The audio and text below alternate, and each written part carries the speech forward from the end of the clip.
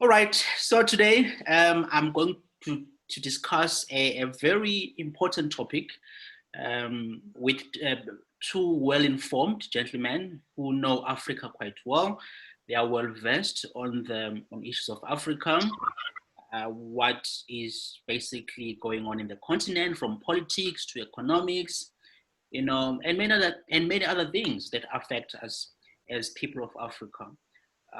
And basically, we are going to look at security in Africa, right? We hear a lot about terrorist groups like Boko Haram in West Africa. We hear about Al Shabaab in East Africa, and now we hear about ISIS-linked terrorist group that is operating just beyond borders of South Africa. That is Mozambique. So we want to explore that. We'll also talk a bit about the ongoing war in Ethiopia, where the Prime Minister there, Abiy Ahmed, is in the battle against Tigray rebels. So we'll touch on that at the end, just to make sense of what's going on and how we as African can sort of try and confront and and try to resolve the issue. With me today, I'm joined by Professor Malte Brosig. Professor Brosig used to be, when I used to host an online radio show, he would come and give me his analysis on foreign affairs. He's a professor at Wits University, professor of international relations. Professor Brosig, how are you, sir? Thanks. Hello, everyone. I'm pretty well. Hope you two guys are doing well as well. Yes, great to see you, and thank you so much for joining us to this very important chat. And then I also have Alex Njeru. Alex is a research and programs manager at Eastern Africa Policy Center. He is based in Nairobi in Kenya. So he's going to give us his analysis of what's going on in the continent. Kenya has faced quite a tough time with respect to terrorists there. So Alex will give us a sense of what we can learn on and what we have to understand when it comes to sort of terrorism. Alex, welcome. Thank you very much. Yes, I want to begin. I want to begin here with you, Professor Brosig. I want to talk about. We hear about this ISIS-linked group operating in Mozambique, in northern Mozambique, that is committing very brutal acts.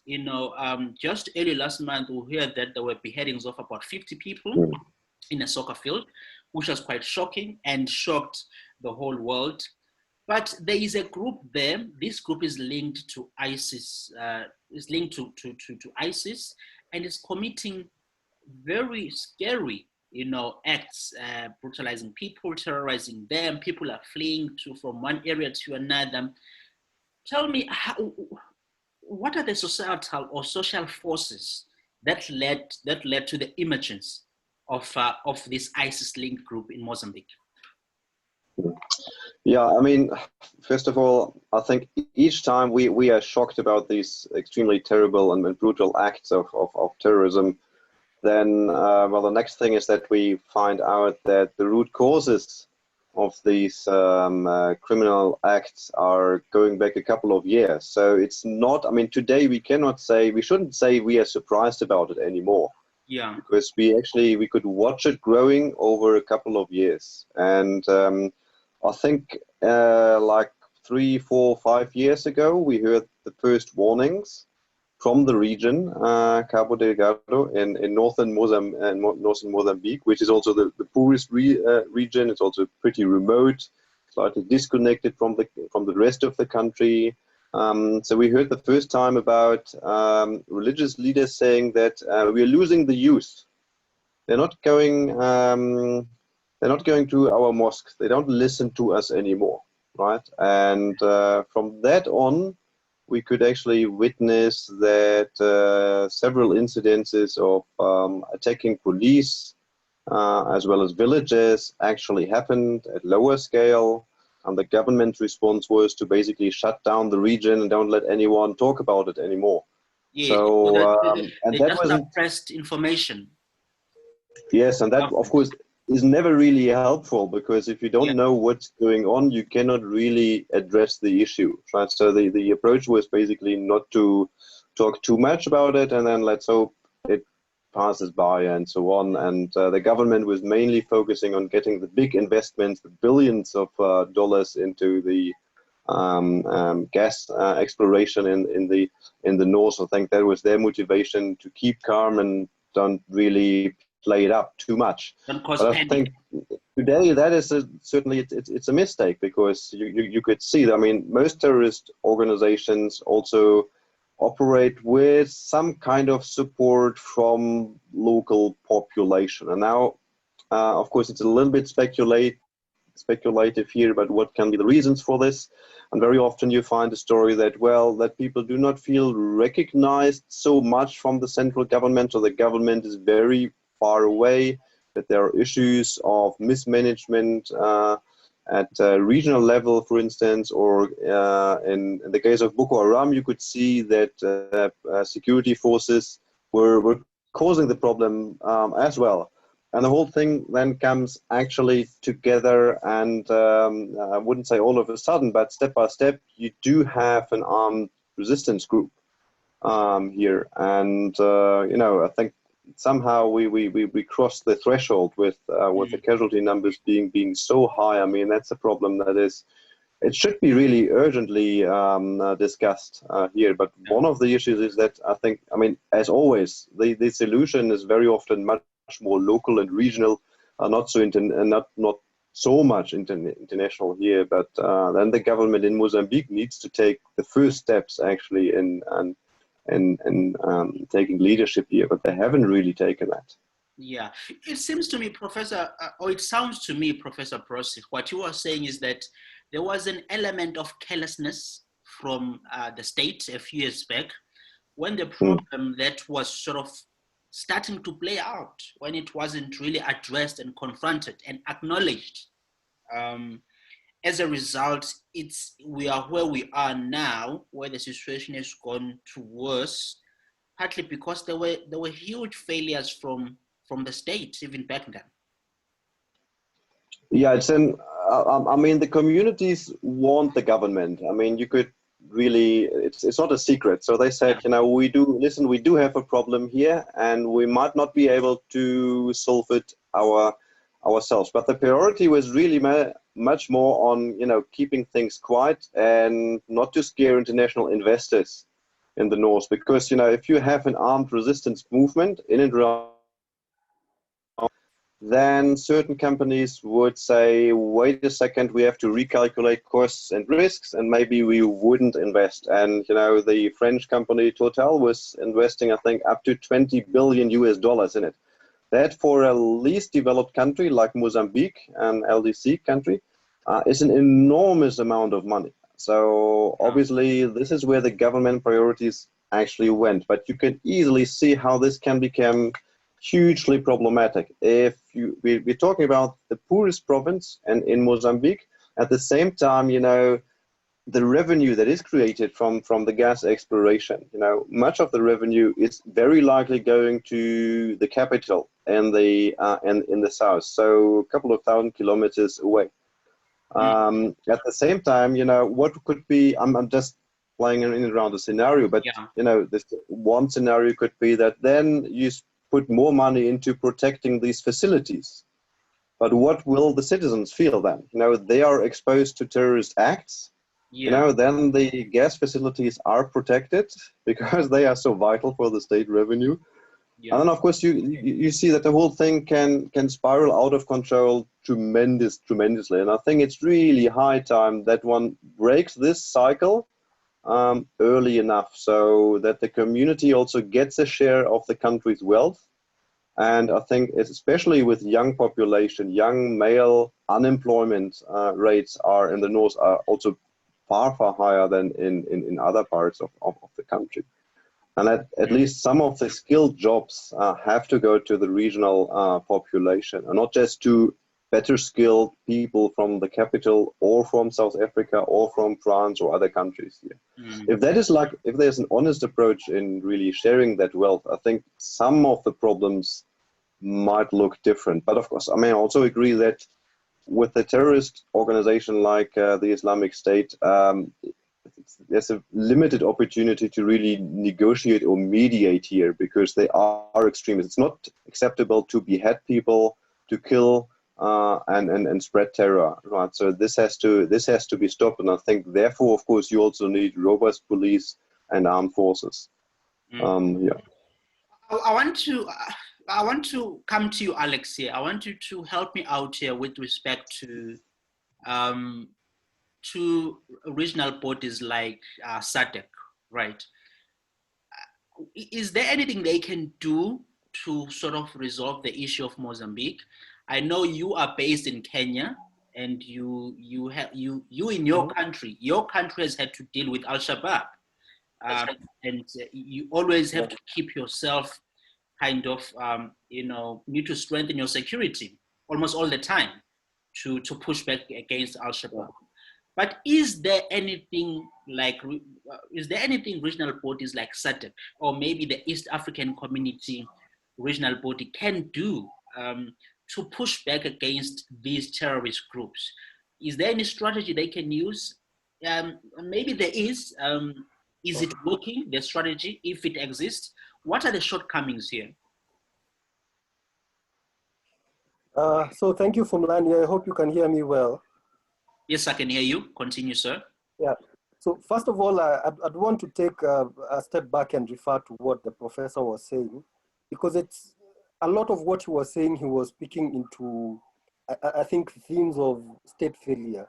And even before getting to state failure, you have a sense that the government in Mozambique or the politics have not allowed for Mozambicans to weave like systems of collective nationhood, such that what you have in Cabo Delgado, you have a situation where the disaffected youth that the professor is talking about do not feel part of the Mozambican state project. They have no attachment at all to Mozambicans, to Mozambique at all. And then when you come to what you're asking about whether organizations like SADC can do, or the Eastern African community can do, or other Pan-African institutions can do, you also have a problem of Africa as a whole has not been able to define some irreducible minimums, for example. Like, for example, when we talk about security, what do we mean as Africans? Because there are situations where when you talk about issues like human rights, democracy, security, there's a situation where most Africans tend to pull back and say, I mean, these are foreign concepts. But the problem is, what do they mean in our context? So if we could define them in our context, then we as Africans could find ways of, for example, if we say, then this is what human rights mean in our context, then no country or no society within Africa should go behind whatever we have defined. But practically, I think there's like SADC, for example, as a regional body, could weave. There's opportunity for collective security, whereby, because even from what the professor was saying, you have a sense that the state in Mozambique is weak. It's a very poor country. Probably the security forces are not very well trained. Then probably there is there's opportunity for cross-country partnerships, where countries that are strong when it comes to issues of security, like for example, like South Africa, could lend some of that capacity to a country like Mozambique, probably build the capacity of these security institutions. But that should not take away from the fact that even as we build the capacity of the Mozambican state should take initiative of building a sense of nationhood between the peoples of Mozambique, because security is about people. So if you have even if you have a situation where you have the best security, you have capacity, but still you have disaffected members of the country who do not feel part of the national project, you will still have the same problems. Mm-hmm. So the solutions has to be two-pronged. Yeah, two-pronged. Professor Brosig, there is a concern here. The concern, it's a concern I've heard before from many people, and that is if we as South Africans go and try and assist in Mozambique militarily, right, to help the Mozambican government to sort of push back against this Islamic state-linked group, there will be retaliation of some sort in future. Even this group has said they don't want South Africa to be involved. If they get themselves involved, they will be in serious trouble, right? So there is fear amongst people that if we go and sort of be involved in that situation, it's going to bite us back in the future. That these terrorists usually they see themselves as people who have nothing to lose. That they will eventually come here in South Africa, and and who knows, plant bombs, behead people. If we get ourselves involved, should we? What are the risks here? I think fear should never really guide us in one way or the other. And of course, these acts of terrorism are simply not acceptable for any country, right, including South Africa. And but I think if I can interpret your question a little bit further, I think there is an internal South African debate, of course, about how far should the country actually be involved in conflicts far away from the direct borders, yes. Right? Especially considering the weak economy and the many problems South Africa also has with unemployment, right? So I mean that's somehow an important discussion here, but I think the worst option is always to wait too long until the whole situation goes off. And then if we have an imploding neighboring country, for example, I think the consequences would be far worse than helping or supporting Mozambique together with SADC neighbors right now. And I think as we speak, again, it was brewing for a couple of years already.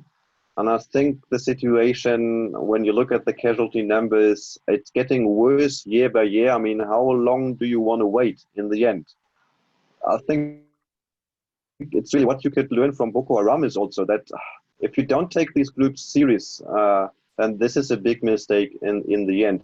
But to spin your idea further, I think your question is very good, and also pointing to one of the problems is that, okay, if you only respond militarily to this kind of conflict, you might actually create a stronger counter response. And I think we've seen that also in Somalia, where neighboring countries are basically involved in a conflict that doesn't seem to end somehow. Of course, there are some improvements, but there's no real exit. And I think that is a situation where one definitely has to avoid, so that you don't try to escalate the conflict from the outside. But that really also requires, I think, a big mind shift in the government of Mozambique that really has to be honest and willing to invest in better living conditions of the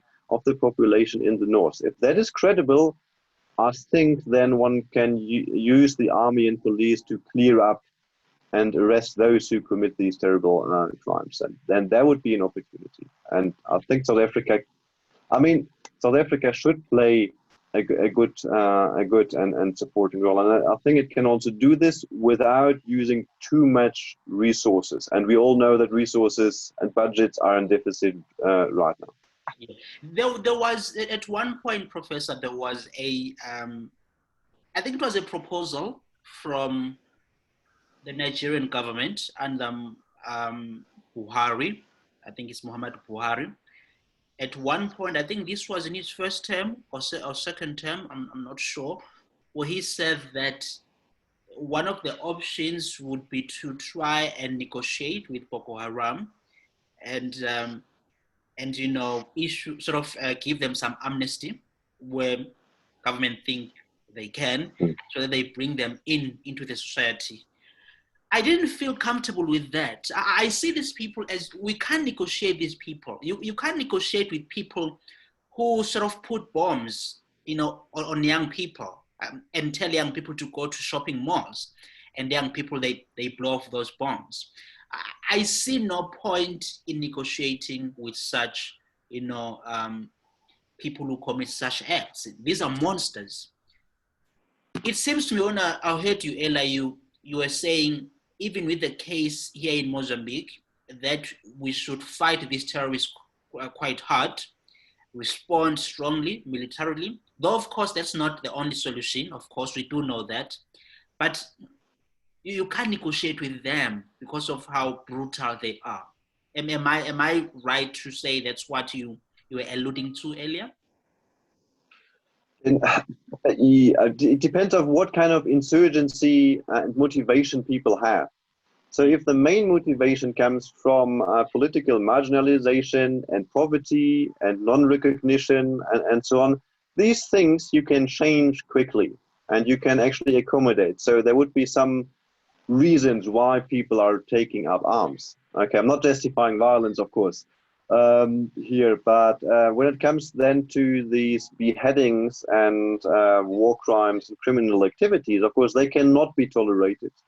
And I think, you know, the population also expects protection, and that protection then has to come from the state. But unfortunately, we have seen that in certain instances, when you just invest into police and armed forces, that they can also be the source of violence against civilians. When the security sector, the security forces are corrupt, for instance, when they use indiscriminate forms of violence, when they go after villagers who they think would be members of ES and so on. You know, that is a problem, and of course that has to be prevented. And I'm not really sure where the government in Mozambique is actually going, but they have to come up with a plan first, and then, you know, the international community, SADC and others can help and support. Mm, mm. Alex, there is a sense that African leaders are failing when it comes to securing their citizens. That's the general sense I get, at least in my observation and listening to people, that there is total failure. We look at the level of violence in West Africa, in Central Africa, in Southern Africa, of course, with ISIS, this ISIS-linked group in Mozambique, in East Africa as well. There's a sense that the African Union really can't, our AU leaders, they can't really protect their own people. Is that how you see it? Or do you think there is a misjudgment or misunderstanding amongst the people? Yeah, Phumlani, actually, I think the short answer to the question you're asking is yes. There's a sense, and I mean, the people like us who look at issues in other societies, you have a feeling that Africa is losing a grip on itself. Like, for example, there's a time I watched a video of a beheading in Cameroon, and you do not even hear the ire of African leaders. You do not hear, it does not even a whisper. You have a farcical election that happened in Tanzania. Clearly, nothing can happen. You have a war happening in Ethiopia right now, but you can't hear, like it's not bringing in the force that the African Union, for example, should be bringing. And I want to take you back to the question you had posed to the professor. I mean, one of the things that I, as a Kenyan, for example, would ask of South Africa, there's a time South Africa was known as being a moral beacon of the continent. If something was wrong anywhere on the continent, then South Africa would come out very strongly, for example. For example, when we had civil conflict in Kenya, the South Africans came in strongly and they provided support to sort of peacemaking. But now, I don't know what happened to South Africa. In Africa, really, you should have hegemons in all corners of the continent. In the Southern African region, you should have South Africa that should sort of guide the region towards rule of law, democracy, human rights. In West Africa, you should have the same. In East Africa, you should have the same. But if you do not have a system of hegemons that sort of drives the agenda forward, then even at the African Union level, you have no voice. You have no voice, for example, that would guide the nation towards a system of providing human security for its people, or driving the continent forward towards democracy or rule of law, for example, or human rights. So it's right now in every corner of the continent, there's paucity of leadership first, but also even the politics. Like, for example, the question you'd ask the professor, this non-interventionist politics or agenda does not help the continent in any way. Yeah, thanks, Alex. I mean, it's quite, these are quite interesting times. And I think we as Africans are being tested in many ways. And it's something that we have to confront. I'm having a chat with Professor Malte Brosig. He is Professor of International Relations at Wits University. When I used to host a radio show, he would come and give me some company, and he always met it in person. Most of the time, Professor Brosig, he would come to the studio and we chat about international relations, diplomacy, and all that. So I really appreciate to talk to you again. I'm also talking to Alex Njeru. He is a research and programs manager at Eastern Africa Policy Center. He is based in Nairobi, Kenya, and we are just exploring the issue of security in Africa, how it's affecting us, and whether we are responding appropriately or correctly as citizens in the continent. I want to wrap up this discussion around Mozambique by asking you two gentlemen. Alex, I will start with you. Do you think over the long term, these terrorist groups are going to disappear? Are you more optimistic about these terrorist groups in the sense that they will, at some point, whether they are defeated militarily or maybe the social dynamics change, that they become irrelevant? How is it going to play out, Alex? So I think in the long run, I don't know. I see. I hope I'm still on the meeting, right? Yes, you are in the meeting. Continue. Yeah.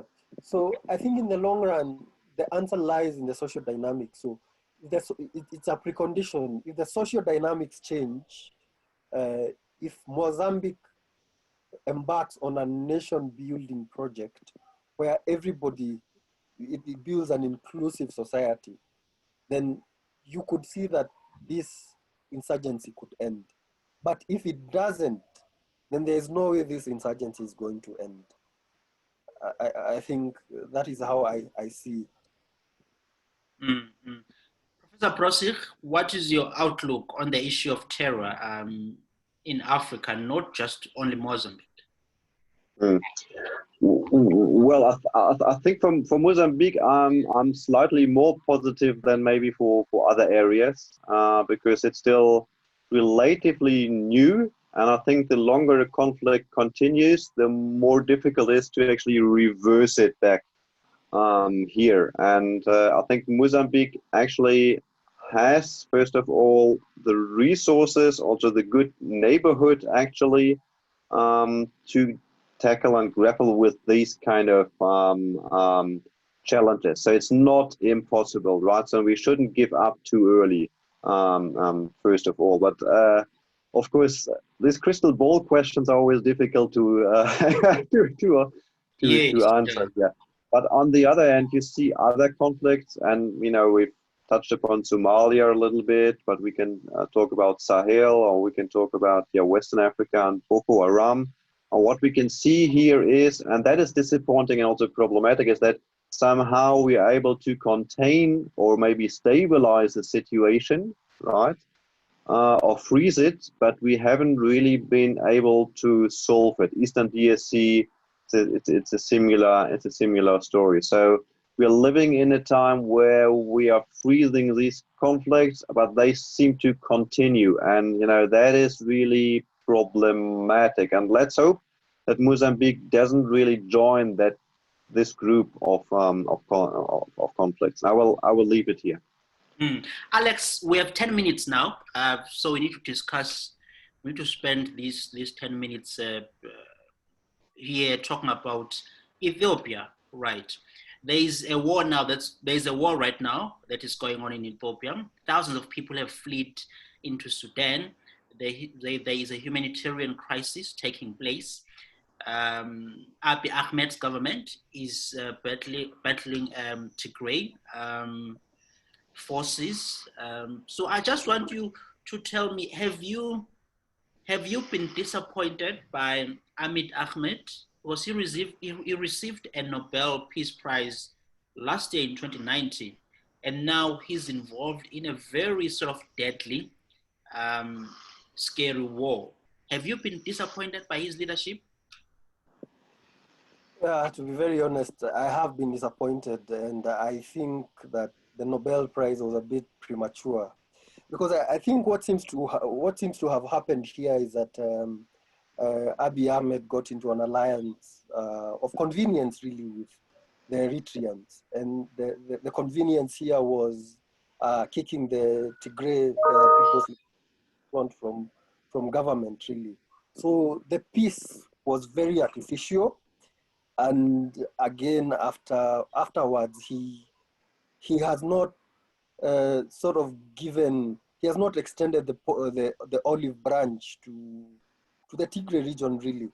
But again, if you want to go back to, I think the crux of the problem here is, and I think what joins Mozambique and Ethiopia together is that both these countries had at some point in time, and even for example, in Mozambique, even at this point, they had some Marxist government. So, for example, in the way the Tigray People's Liberation Front came into government, is they got into a liberation movement which kicked the Marxist government out of government.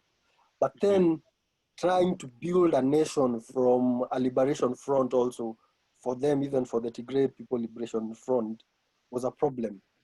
But to get back to your question, I think Abiy Ahmed has been a disappointment, and the peace was really, so the Peace Prize was a little premature, but also the peace he was supposed to have sort of collected with the partnership with Eritrea was a little premature, actually. Professor Brosig, do you have a same sense? Is that how you feel as well? Kind of similar but different. First of all, Ethiopia is really a fascinating country. So with all its diversity and complexity in it, that's for sure. It's not that I want to defend Abiy here, but if you come in as a leader in a position, and your own position is not so strong, actually. We've seen that there have been assassination attempts and so on and so forth. And I mean, you have to take this extremely seriously, or you're out of power very, very quickly. So I think we can't blame him for first consolidating his own power base in the country, which is a necessity. Otherwise, he might get killed or is out of business extremely quickly. So that shouldn't be a surprise somehow. But of course, what kind of leadership is it if you have to use the army against your own people in the end? But then obviously, that's not the leadership. Did he have any alternatives here, Professor? To be honest, it's not so different from Mozambique in a way that we don't have that much information. Yeah. The government is doing a good job and keeping everything closed and in control. I can't tell you that much actually about what other leaders within Ethiopia are thinking, are doing, are planning. So it's a very secretive environment. That plays out to the advantage of the government, because they can shape then the international narrative on what kind of operation he's doing and so on and so forth. So we're talking about very incomplete pictures here. So that is certainly also one problem. The only thing that I wanted to say is, okay, first power consolidation, but then the question of leadership. And again, if you have to use armed forces against your own people, then you can question what kind of leadership is that actually, if you're not being attacked yourself.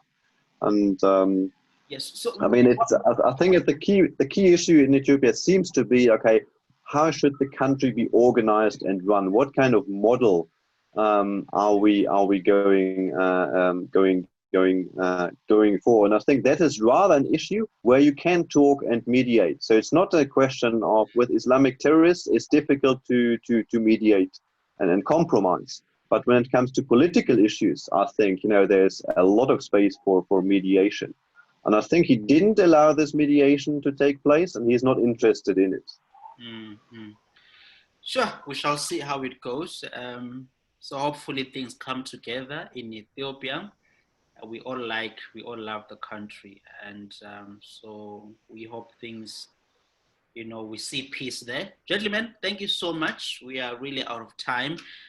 Professor Malte Brosig is a professor of international relations at Wits University, and I also have been speaking to Alex Njeru. I've known Alex for years now. We've met before, even in Nairobi, a few times, and met when he was here. So we chat often. So great to talk to you, Alex. Alex is research and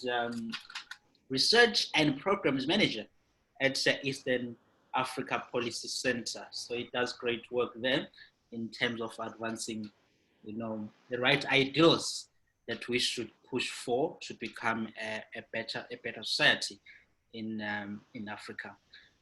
Professor Brosig, Alex, thank you so much for doing this with me. Welcome. Thank you very much. Have a nice time. Thank you. Bye. Bye. Thanks. Bye.